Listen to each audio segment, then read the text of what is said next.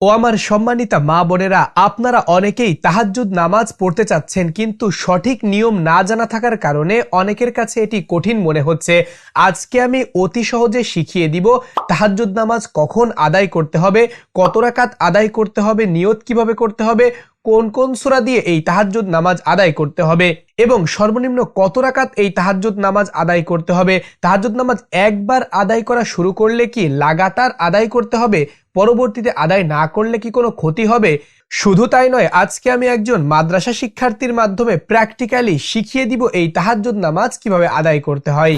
প্রথমে আমরা জানবো এই তাহাজ্জুদ নামাজ পড়লে কি লাভ রয়েছে। কুরআনুল কারীমে আল্লাহ বলেন, ওয়ামিনাল লাইলি ফাতাহাজ্জাদ বিহি নাফিলাতাল লাক, তোমরা রাতের কিছু অংশ তাহাজ্জুদ নামাজ আদায় করো, এটা তোমাদের জন্য নফল। সুপ্রিয় দর্শক, হাদিস শরীফে উল্লেখ রয়েছে আল্লাহ রাব্বুল আলামিন রাতের শেষাংশে পৃথিবীর নিকটতম আসমানে অবতীর্ণ হন এবং তিনি বলতে থাকেন, আলা মিন মুস্তাগফিরিন ফাআগফিরুলা, আলা মুস্তারজিকুন ফাআরজুকা, আলা মুবতালান ফাউআফিয়া। কে আছো আমার কাছে রিজিক চাইবে, তাকে আমি তা দিয়ে দিব। কে আমার কাছে ক্ষমা চাইবে, তাকে আমি মাফ করে দিব। এইরকম ভাবে আল্লাহ রাব্বুল আলামিন বলতে থাকেন। আর এই টাইমেই তাহাজ্জুদ নামাজ পড়ার আদর্শ সময়। আর তাহাজ্জুদের ব্যাপারে নবীজি বলেছেন, ফরজ নামাজের পর উত্তম নামাজ হচ্ছে এই তাহাজ্জুদ নামাজ। সুপ্রিয় দর্শক, এই জন্য তাহাজ্জুদ নামাজ তাহলে কখন আদায় করতে হবে? রাতকে 3 ভাগ করার পর যে লাস্ট ভাগ থাকে ওই টাইমে।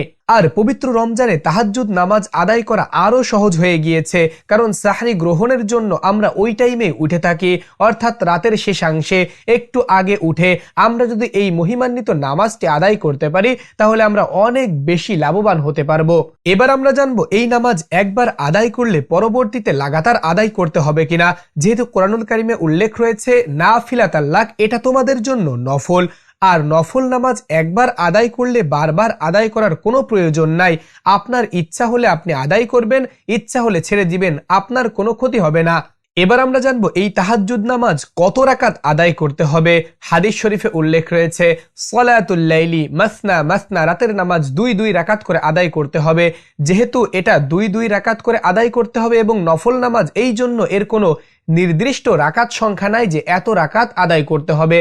আপনার সাধ্যে যত রাকাত করায়, 2 রাকাত, 4 রাকাত, আপনি যে কয় রাকাত নামাজ আদায় করতে সক্ষম অত রাকাত নামাজ আদায় করতে পারবেন।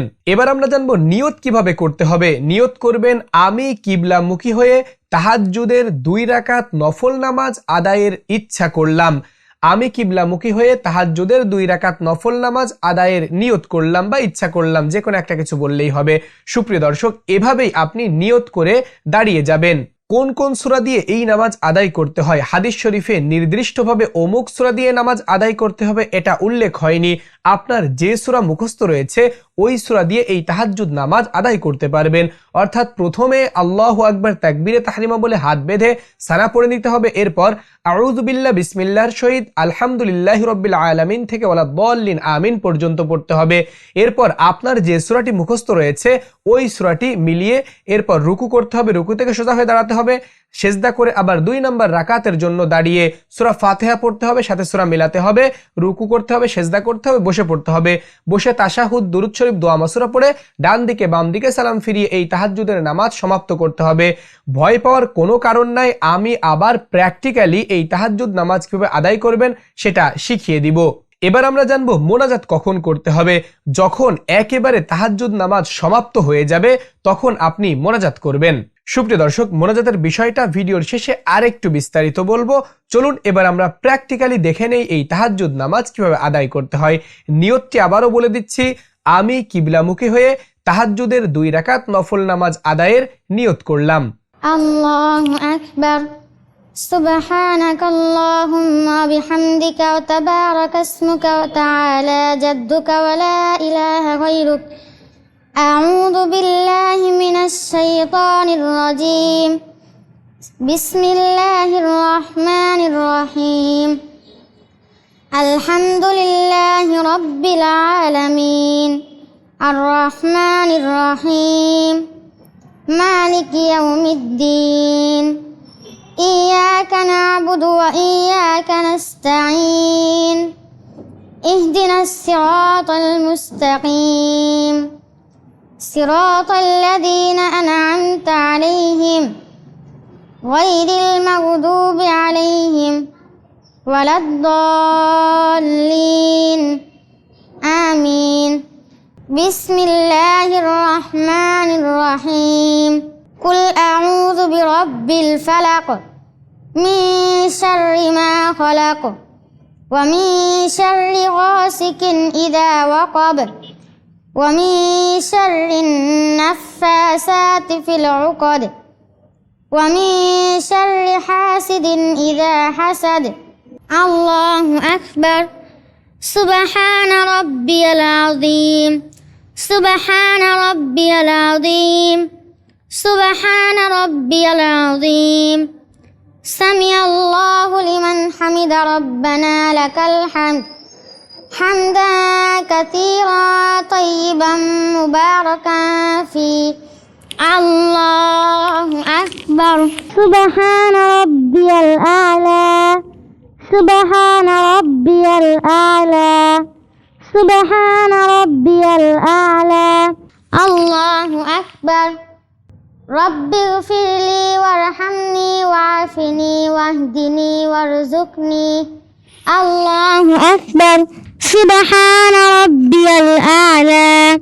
سبحان ربي الأعلى. سبحان ربي الأعلى. الله أكبر. بسم الله الرحمن الرحيم.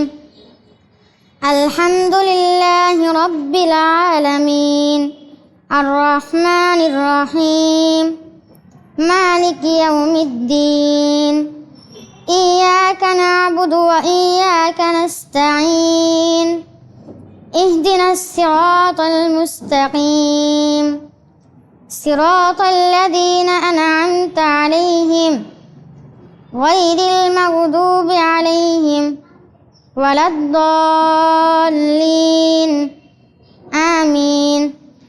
بسم الله الرحمن الرحيم. قل أعوذ برب الناس ملك الناس إله الناس من شر الوسواس الخناس الذي يوسوس في صدور الناس من الجنة والناس. الله أكبر. سبحان ربي العظيم. سبحان ربي العظيم. سبحان ربي العظيم. سمع الله لمن حمد ربنا لك الحمد حمدا كثيرا طيبا مباركا فيه. الله أكبر. سبحان ربي الأعلى. سبحان ربي الأعلى. سبحان ربي الأعلى. الله أكبر.